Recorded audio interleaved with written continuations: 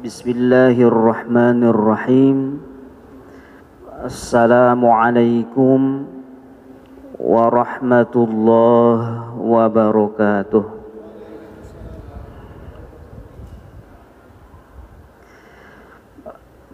Alhamdulillahi rabbil alamin.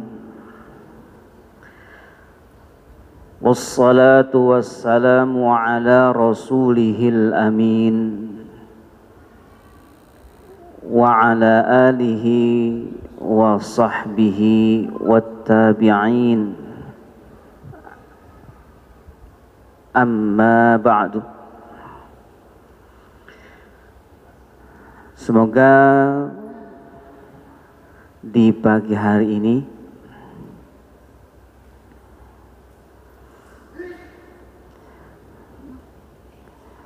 Allah Subhanahu wa ta'ala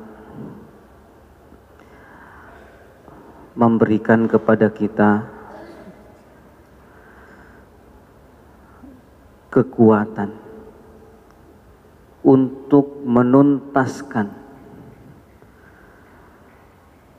rangkaian ibadah Ramadan kita sampai akhir dengan sempurna. Semoga Allah terima puasa kita.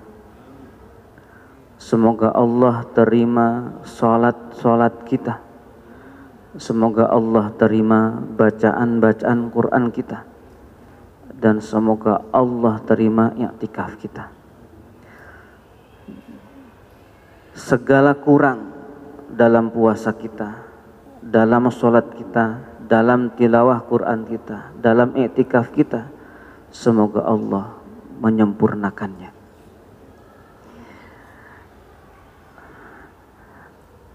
Ada sebuah penjelasan yang menarik dari seorang ulama yang bergelar Sultanul Ulama,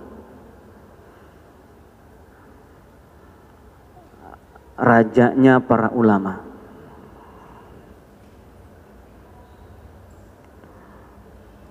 Yaitu Al-Izz ibnu Abdissalam, Izzuddin ibnu Abdissalam.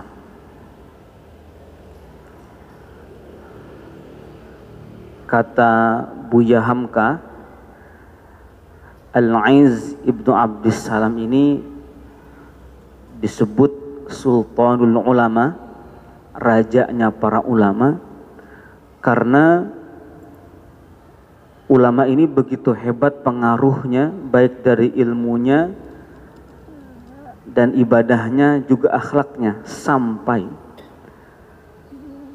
ketika berpapasan raja dengan dia, maka bukan dia yang menghormati raja, tetapi raja pun tunduk di hadapan dia. Itu diberi gelar Sultanul Ulama. Al-Izz ibnu Abdissalam menjelaskan tentang definisi i'tikaf.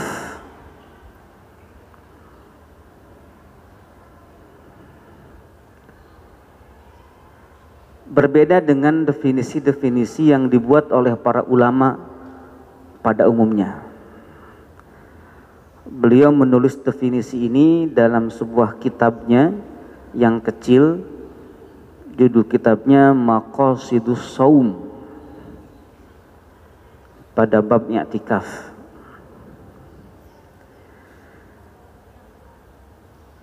Kata beliau, i'tikaf adalah ziyaratullah fi baitin min buyutihi wal inqita'u ilaihi. Itu kata beliau. I'tikaf adalah berkunjung menemui Allah di salah satu rumah dari rumah-rumahnya, maksudnya masjid. Masjid adalah rumah Allah. Dan bertemu dengan Allah di dalamnya. Itu i'tikaf.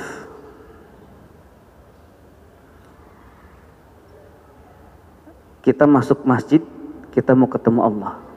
Itu i'tikaf. Berziarah ke Allah di rumahnya.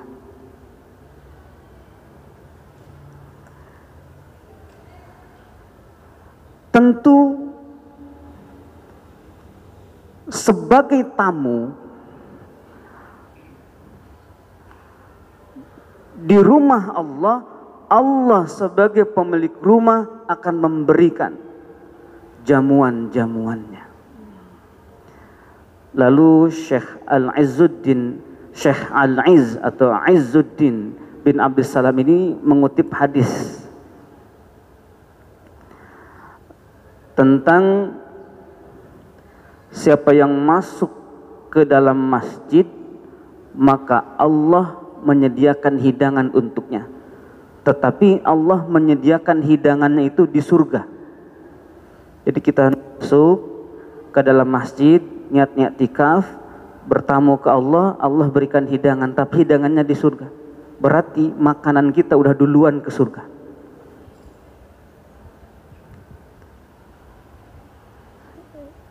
Ya kalau saya melihat hadis itu, kita udah punya makanan di sana. Kalau Allah sudah sediakan hidangan di surga untuk kita yang beriktikaf, maka itu adalah pertanda harapan dan peluang besar bahwa kita akan terbawa masuk ke dalam surga itu. Maka kelihatannya tidak pantas kalau bertamu ke Allah cuman tidur saja di dalam masjid atau main handphone di hadapan Allah. Sementara Allah serius menghidangkan kemuliaan-kemuliaan untuk para tamu-tamunya.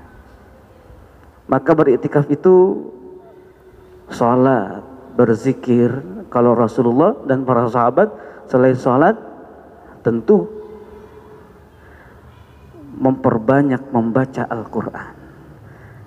Insya Allah kajian seperti ini di waktu duha bagian dari hal yang saat ini Allah memandang kita dengan pandangan keridhoannya. Amin ya Allah ya Rabbal Alamin. Itu sedikit pengantar barangkali penyemangat i'tikaf, karena sekarang saya pun juga merasa bersyukur setelah 2 tahun berarti ya masjid tidak bisa digunakan i'tikaf seperti ini. Ada kerinduan yang luar biasa. Bahkan program tarawih saya pun juga jalan lagi setelah 2 tahun nggak ada, nggak boleh kan. Program tarawih setiap malamnya membaca 15 juz. Bisa lagi. Ya, bisa lagi. Ya, awalnya program itu untuk saya dan teman saya berdua. Tapi ternyata banyak yang ikut. Akhirnya dipindahkan ke masjid. Tetapi tarawihnya setelah tarawih yang umum. Jadi selesai tarawih yang biasa, kita lanjut dengan tarawih yang banyak itu. Akhirnya ada 1 shaf, meskipun kan memang masjidnya bukan masjid besar. Jadi ada 2 shaf, ada banyak. Pada akhirnya yang mengikuti tarawih itu berarti setiap malam 2 hari berarti 30 juz tuh selesai dalam tarawih itu ya. Nah ini bisa juga nanti kalau mau ke sana ikut. Itu apalagi lihat dengar definisi ziaratullah, ya mungkin niatan untuk pengen keluar masjid malam-malam gitu ataupun tidur, ingat lagi, wah ini kan lagi bertamu, ngapain nih?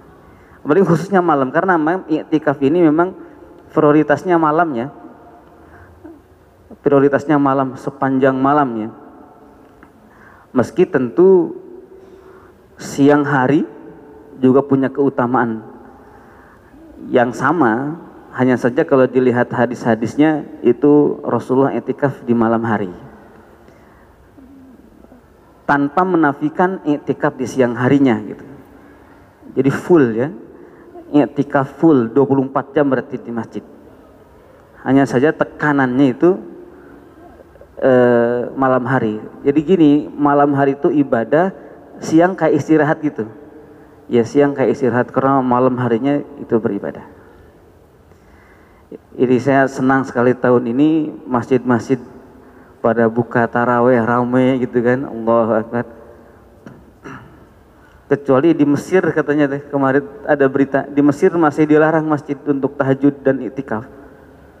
Di Mesir atas dasar corona ya, corona guys, gitu kan. Di Mesir baru dapat info di berita TV Al Jazeera itu, Al Jazeera. Sampai banyak protes dari umat karena masjidnya dikunci, nggak bisa digunakan untuk qiyamul lail, untuk i'tikaf. Baik, setelah kemarin kita membahas tafsir dari Bismillahirrahmanirrahim, kita akan lanjutkan tafsir surah Al-Fatihah ayat 2 sampai ayat 7.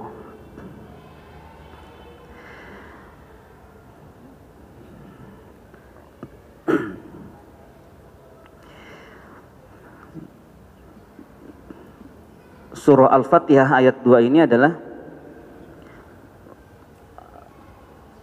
Alhamdulillahi Rabbil Alamin. Itu ayat 2. Segala puji bagi Allah.